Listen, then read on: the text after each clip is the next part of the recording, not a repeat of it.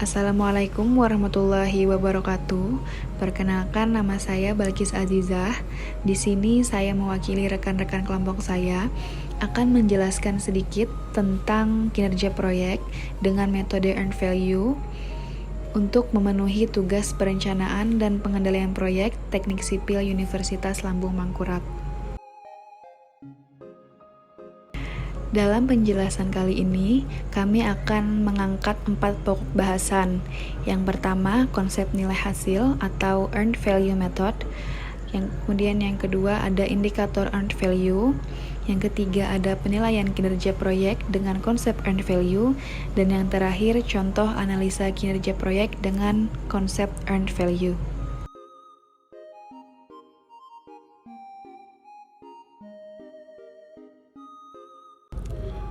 Kalau kita lihat konsep earned value merupakan alat yang digunakan dalam pengelolaan proyek yang mengintegrasikan biaya dan waktu. Pengintegrasian biaya dan waktu ini sudah kita lihat ketika membahas tentang kurva S. Pada dasarnya, kita lihat nanti konsep earned value ini mirip dengan konsep kurva S yang telah kita pelajari sebelumnya.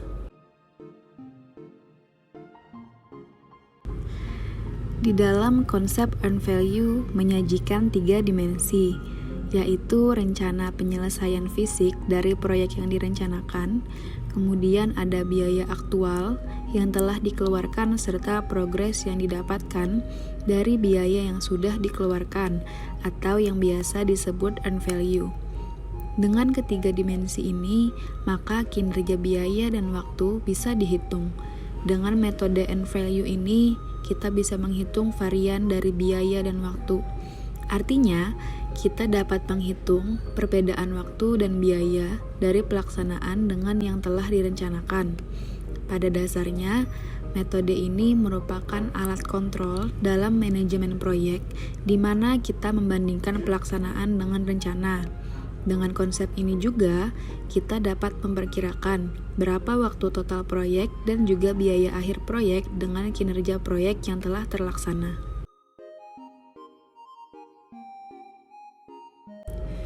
Di metode earned value ini dipakai 3 indikator untuk mengukur kinerja proyek dari sisi waktu dan biaya, di mana kita dapat menggunakan 3 indikator ini di level masing-masing pekerjaan proyek.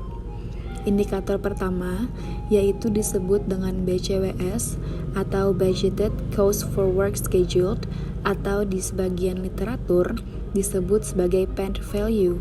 Ini merupakan anggaran biaya yang dialokasikan berdasarkan rencana kerja yang telah disusun terhadap waktu tertentu.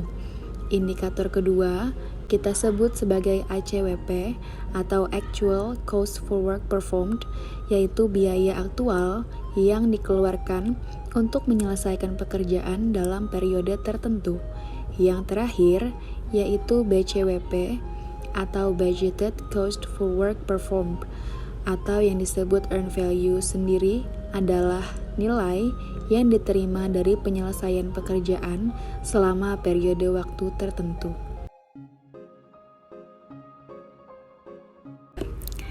Dengan 3 parameter tersebut, kita dapat memprediksi kira-kira seperti apa kinerja dari pelaksanaan proyek tersebut. Pertama, kita lihat adalah BCWS.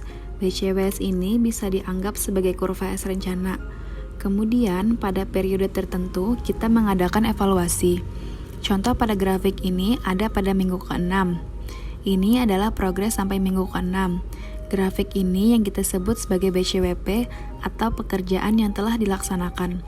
Sedangkan ACWP adalah biaya aktual yang dikeluarkan untuk pekerjaan yang telah dilaksanakan. Dari grafik ini, bisa kita lihat adanya parameter-parameter lain yang kita peroleh dari 3 indikator ini. Dari grafik ini, kita dapat menghitung variance dari sisi biaya dan waktu. Maka di sini ada yang namanya cost variance dan schedule variance. Schedule variance yaitu didapat dari selisih antara pelaksanaan dengan rencana, antara BCWP dengan BCWS. Sementara cost variance didapat dari selisih antara BCWP dengan ACWP. Membandingkan antara berapa uang yang diterima sebagai pembayaran atas pekerjaan yang telah terlaksana dengan biaya yang dikeluarkan oleh kontraktor untuk pelaksanaan pekerjaan tersebut. Dari kinerja waktu, kita dapat memperkirakan berapa sisa waktu yang diperlukan sampai pekerjaan selesai, atau disebut sebagai SETC, Schedule Estimate to Complete. Kemudian, SETC ini dijumlahkan dengan waktu saat kita melakukan evaluasi pada minggu ke-6. Maka, kita dapat memperkirakan SEAC atau Schedule Estimate at Completion, kapan kira-kira pekerjaan ini diselesaikan dengan kinerja pekerjaan yang telah dilaksanakan. Nah, konsepnya yang sama dengan biaya. Dari kinerja biaya, kita dapat memperkirakan sisa biaya yang akan dikeluarkan sampai pekerjaan selesai, atau yang biasa disebut dengan BETC, Budget Estimate to Complete. ACWP ditambah dengan BETC, kita dapat memperkirakan berapa biaya yang akan dikeluarkan sampai pekerjaan selesai, atau disebut sebagai BEAC atau Budget Estimate at Completion.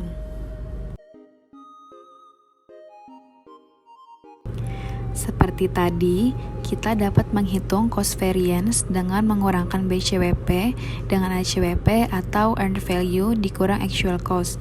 Kemudian, menghitung schedule variance dengan BCWP yang dilaksanakan dikurangkan dengan BCWS yang direncanakan. Nah, kemudian ada yang disebut sebagai CPI atau Cost Performance Index. Bagaimana kinerja dari sisi biaya, yaitu membandingkan BCWP dengan ACWP. Sementara SPI atau Schedule Performance Index, yaitu kinerja dari sisi waktu dengan membandingkan BCWP dengan BCWS.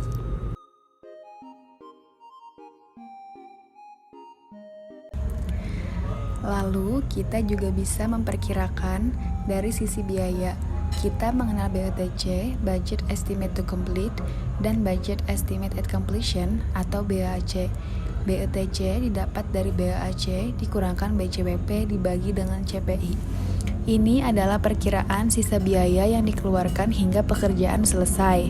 Kemudian, BEAC, Budget Estimate at Completion, berapa perkiraan budget yang dikeluarkan sampai pekerjaan selesai. Perhitungannya adalah ACWP ditambahkan dengan BETC, perkiraan sisa biaya tadi. Kalau seandainya mengalami kerugian, kita bisa menghitung CPI to go. Berapa besaran CPI agar target biaya tercapai. Untuk schedule, konsepnya sama. Ada SETC, Schedule Estimate to Complete, perkiraan sisa waktu yang diperlukan untuk menyelesaikan pekerjaan. Perhitungannya yaitu SAC, durasi rencana proyek dikurangkan TBCWS, yaitu waktu kondisi rencana progres proyek, dibagi SPI. Untuk menghitung SAC, Schedule Estimate at Completion, TBCWP, yaitu waktu pada saat kita melakukan evaluasi ditambah dengan SETC. Apabila proyek terlambat, kita dapat menghitung SPI to go, yaitu SPI yang diperlukan agar jadwal tercapai. Berikut ini adalah analisa earned value pada proyek pembangunan Kendotel Depasa Surabaya yang berlokasi di Jalan HR Muhammad Surabaya. Jadwal proyek pembangunan Kendotel Depasa Surabaya dilaksanakan pada 15 Juli tahun 2013 sampai dengan 10 Februari tahun 2015. Untuk analisa ini, peninjauan dilakukan selama 2 periode peninjauan. Peninjauan periode pertama dilaksanakan pada bulan September tahun 2014, sedangkan periode peninjauan kedua dilaksanakan pada bulan Oktober tahun 2014.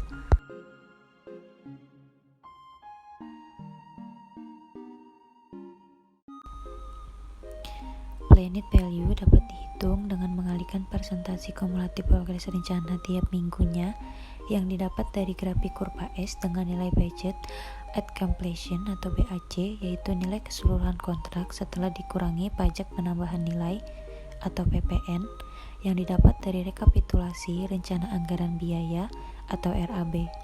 Dari tabel ini dapat dilihat adanya kenaikan nilai planned value atau PV pada setiap minggunya, artinya rencana pengeluaran biaya tiap minggu proyek mengalami kenaikan, yang mana nilai planned value pada minggu ke-67 sebesar Rp126.241.076.757 rupiah.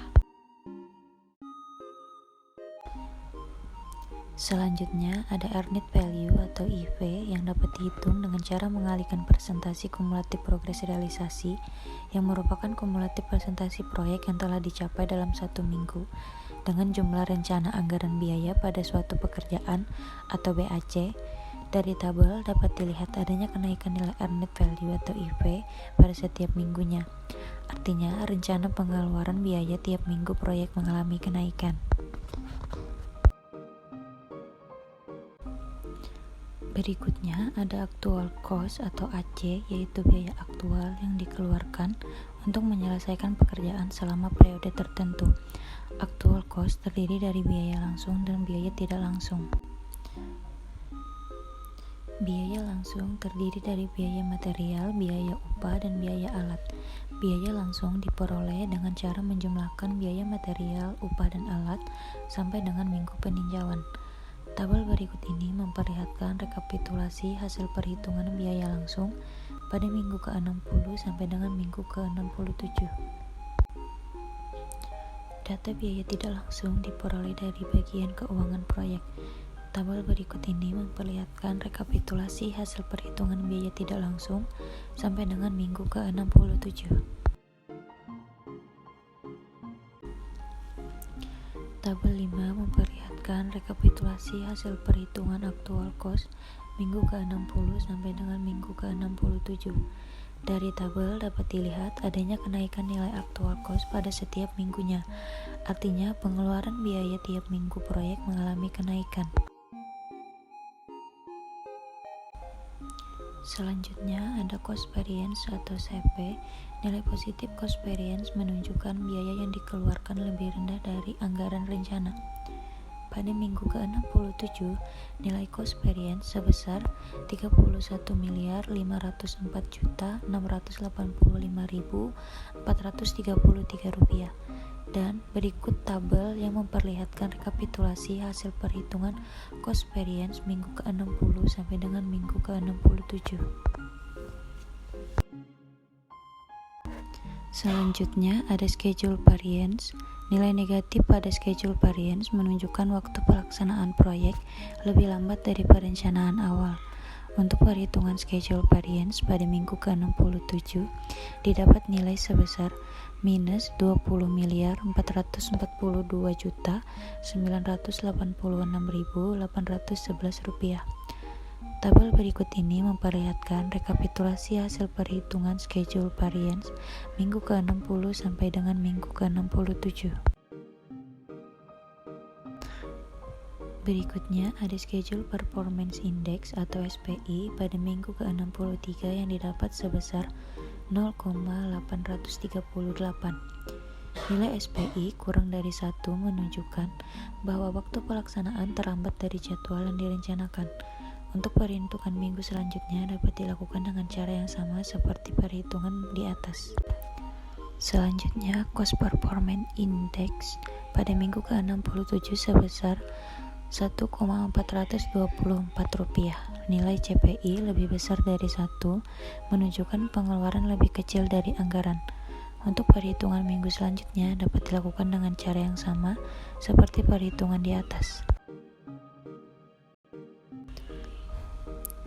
Berdasarkan perhitungan SPI dan CPI sebelumnya, tabel berikut ini memperlihatkan rekapitulasi hasil perhitungan nilai Cost Performance Index dan Schedule Performance Index pada minggu ke-60 sampai dengan minggu ke-67.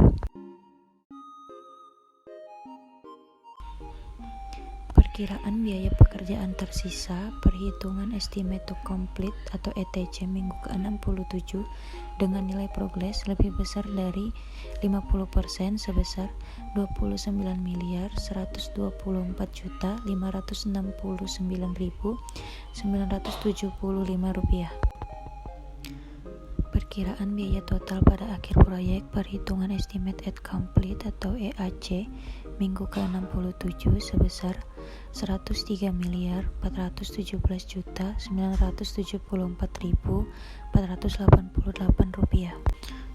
Dan waktu perkiraan penyelesaian proyek contoh perhitungan time estimate minggu ke-67 selama 99 minggu.